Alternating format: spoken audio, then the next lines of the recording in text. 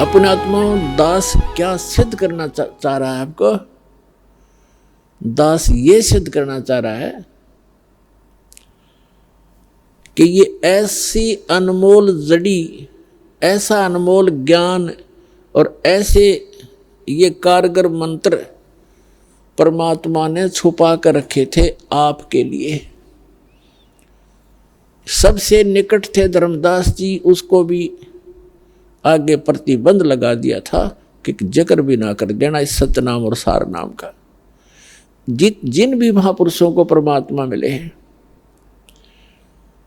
उन सबको मंत्र दिए, लेकिन उनको आगे प्रतिबंध लगा दिया। और वो पक्के दृढ़ भगत थे, जो गुरु जी ने कह दिया फाइनल है, संसार कहीं जाओ, जो गुरु जी का आदेश है वो सिरोधार्य है, सारा संसार एक तरफ और वचन गुरु का एक तरफ। वो ऐसे महापुरुष थे, तभी तो उनको सचखंड ले गए, वापस ले आए और फिर उनको साथ रहे और भक्ति करो बच्चा, तुम्हें सर्व सुख भी दूंगा, सतलोक ले चलूंगा।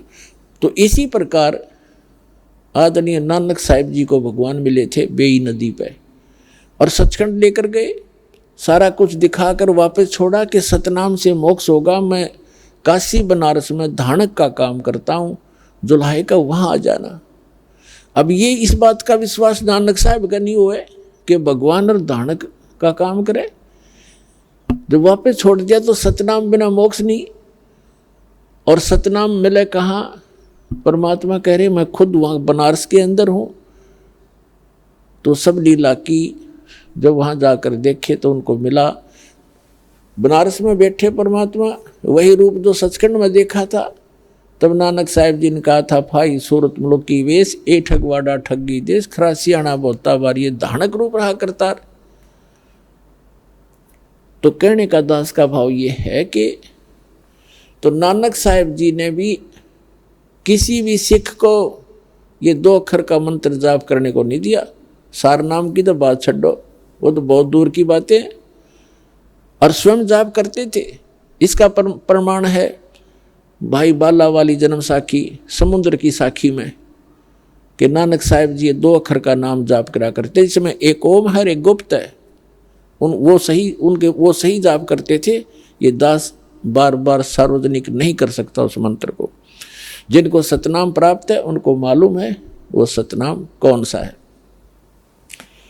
तो कहने का भाव ये है कि नानक साहिब जी को बना कर रखा था कि जिक्र नहीं करना। ऐसा झटका दे दिया मर्दाने को, सारा सिख समाज उससे इतना भयभीत हो गया कि इस मंत्र का जाप नहीं करना, इस जिक्र भी नहीं करना। कारण क्या था?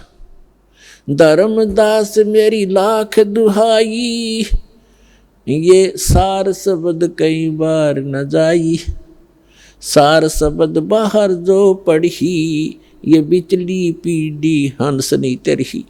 अगर ये सार शब्द बाहर जाएगा तो मेरे बच्चे बिचली पीढ़ी वाले हंस पार नहीं होंगे। तो पुण्यात्माओं, ये सारा खाड़ा आपके लिए हो रहा था। धन है आपके माता पिता जिनसे जन्म हुआ। ऐसे प्राइम टाइम में आपका मनुष्य जीवन स्त्री और पुरुष का, और सबसे पुण्यात्मा जो सतलोकाश्रम बरवाला तक पहुंच रहे हैं, किसी भी मीडिया से, चाहे कोई किताब पढ़ के, कोई सीडी सुन के क्या, या किसी बहन भाई से प्रेरित होकर के, चाहे कोई ये देखने भी आ जाता है कि देखता हूँ पहली बार वहाँ क्या है। ऐसे बहुत से भगत परमात्मा के हंस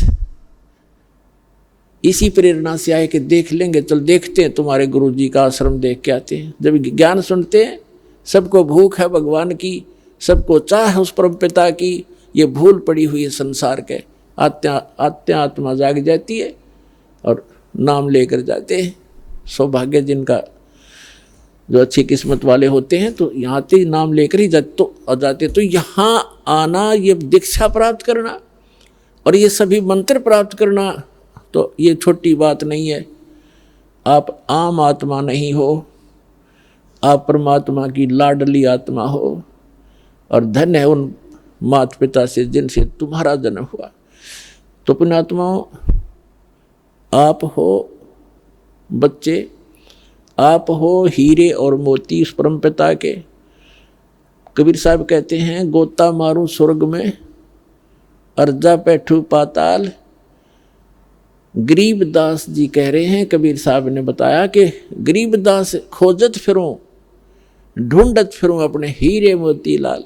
आप वो हीरे मोती लाल हो, क्योंकि आप चाहे हीरा मोती लाल कीचड़ में भी पड़ा है, रेत में पड़ा है, जौहरी की नज़र पड़ी उसने उसी समय उठावेगा और अंदर गाल लेगा, भीतर वाली जेब में कोई देख ना ले। तो आप वो लाल हो, दास ने आपको पहचान लिया और आप अपनी परमात्मा की पहचान करा दी। और आप यहाँ आम आत्मा नहीं आ सकती, उस परमेश्वर के विशेष आत्माएं हैं जो सबसे पहले आएंगी। फिर क्या होगा, पहले जब परमात्मा स्वयं आए थे आज से 600 वर्ष पहले, तो उसमें कहीं भी खड़े होकर के एक तारा लेकर के तुम्बूरा बोलने थे, उसने चौराहे पर खड़े हो जाते जैसे बाजीगर तमाशा दिखाया करे, मीठी मीठी आवाज में अमृतवाणी बोले।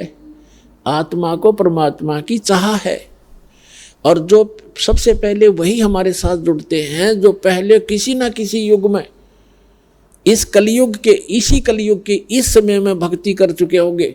अब जो भक्ति कर रहे हैं अब अरबों खरबों की संख्या में पार हो जाएंगे, और कुछ ऐसे होंगे कि वो कुछ फिसल भी जाएंगे, अरबों खरबों फिसल भी जाएंगे। ये ऐसा समय आएगा भी। तो उस समय वो जो फिसले हुए हैं वो फिर कहीं संस्कार वश, कोई इटली में, कोई इराक में, कोई ईरान में, कोई कहीं, कोई हिंदुस्तान में, फिर काल पटकेगा। पहले तो ऊपर रखेगा इनको, क्योंकि आप वो अनमोल मंत्र जाप कर रहे हो जिनकी गजब की कीमत है। एक श्वास एक सतनाम की कितनी कीमत बताई है जो जिसको प्राप्त हो गई।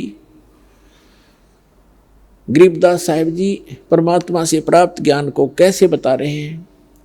सतनाम पालड़ रंग होरी हो, 14 लोक चढ़ावे राम रंग होरी हो, 3 लोक पासे अंग धरे रंग होरी हो, तो ना तुलाया राम रंग होरी हो।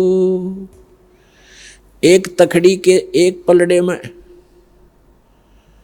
सतनाम की 2 अक्षर के मंत्र का विधिवत साधन मंत्र जाप करके गुरु जी से लेकर दास से, अधिकारी से, और एक श्वास के सिमरन की कितनी वैल्यू है, कितना वजन है, उसकी ताकत कितनी है कि एक तराजू के पलड़े में एक सतनाम की कीमत रख दो, इतना वजन है उसका, इतना वजन होगा। और 14 दूसरे पलड़े में 14 लोक चढ़ावा, विष्णु का लोक, शिव का लोक, ब्रह्मा जी का लोक, दुर्गा जी का लोक, और ये सब खेड़े द्वीप और ये तलोतल, ये जितने 14 लोक चढ़ावे। और 3 लोक पासेंग धरे, 3 लोक यानी पृथ्वी और स्वर्ग और पाताल लोक। पासेंग क्या होती है थोड़ा समझा दूं, या हरियाणा की भाषा में गरीबदास साहिब जी ने ये अनमोल ज्ञान बोला है। पासिंग क्या होती है, दास का जन्म एक किसान परिवार में हुआ। हमारे घर पर ये व्यापारी लोग गेहूं, चना, बाजरा मोल लेने आते थे, तो वो देसी तखड़ियाँ होती थी, पहले हाथ से पकड़ कर तोला करते थे। उस ऐसे लटक जा, उसको ऊपर पकड़ने का एक रस्सी सी बांध रखी होती थी सेंटर में, दोनों तरफ पलड़े लटक रहे होते थे। तो हमारे पिताजी कहते थे कि भाई सौदागर यानी लाला जी, तेरी तखड़ी चेक करा, इसमें पासिंग ना हो। पासिंग माने एरर। तो जो भी जो पलड़ा नीचे को होता था, दूसरा ऊंचे को होता था, तो ऊंचे वाले में कुछ उसी कणक को उठाकर, जैसे 50 मन गेहूं तोलने हैं तो गेहूं की एक मुट्ठी भर के दूसरे पलड़े में डाल दी जाती थी, ताकि उनका बैलेंस हो जाए, एररलेस ताखड़ी हो जाए तराजू। उसको पासिंग कहा करते थे। उसी कणक में तो उठा के एक मुट्ठी और तराजू के एक पलड़े में डाल ली, बस वो तो पासिंग है उसका, वो तो सौदे में है ही नहीं। सौदा से तो उससे अलग है, वो 50 मन गेहूं लेने उसने। तो यहाँ गरीबदास साहिब जी कहते हैं, सतनाम एक पालड़ रंग होरी हो, और दूसरे में 14 लोक चढ़ावे राम रंग होरी हो। इनकी कीमत 14 लोक की कीमत एक तरफ रख दे, और ये पृथ्वी लोग एक एक लाटों पर मरे कटके। कहते 3 लोक तो पासिंग दर दे, पृथ्वी लोक, स्वर्ग लोक और पाताल लोक। तो एक सतनाम की कीमत तो ना तुले तुलाया राम रंग होरी हो। ये राम, ये नाम ऐसी खुशी देगा आपको। तो इस सतनाम की एक कीमत, एक सांस भी आपने ले लिया, कितनी कीमत बन गई। आप कितने जाप करते हो, कितना धन भक्ति का आप बैंक बैलेंस बना रहे हो। ये बैंक बैलेंस आपको पार करेगा और यहाँ का नकली बैंक बैलेंस आपको यहीं पर ओझा के मार देगा। तो परमात्मा कहते हैं अपना इस मार्ग को ग्रहण करो। तो जो दास बताना चाह रहा था कि सबसे पहले अब वो पुण्यात्मा आएंगी जो पीछे बिछड़ गए थे पिछले उस कलयुग में। चतुर्युग जो आते हैं और उनमें फिर कोई ऐसा कलयुग में ही दाव लगता है। तो उनको अब जैसे किसी ने 2 वर्ष नाम लिया, किसी ने 4 वर्ष लिया, किसी ने 10 वर्ष लिया और वो फिर नाम छोड़ गया, क्योंकि जो वो गिरेगा वही रहेगा, वही जो यहाँ से दूर हो जाएगा। अब क्या बताते हैं, सतगुरु विमुखा युग युग रोवे और मानुष जन्म पाके खोए। सतगुरु का नाम ले लिया सच्चे गुरु से और फिर उससे विमुख हो गया, छोड़ गया किसी भी अपनी गलती से, या कोई उसमें दोष आ गया, कोई पाप कर्म अड़ गया, तो कहते सतगुरु विमुखा युग युग रोवे और मानुष जन्म पाके खोए।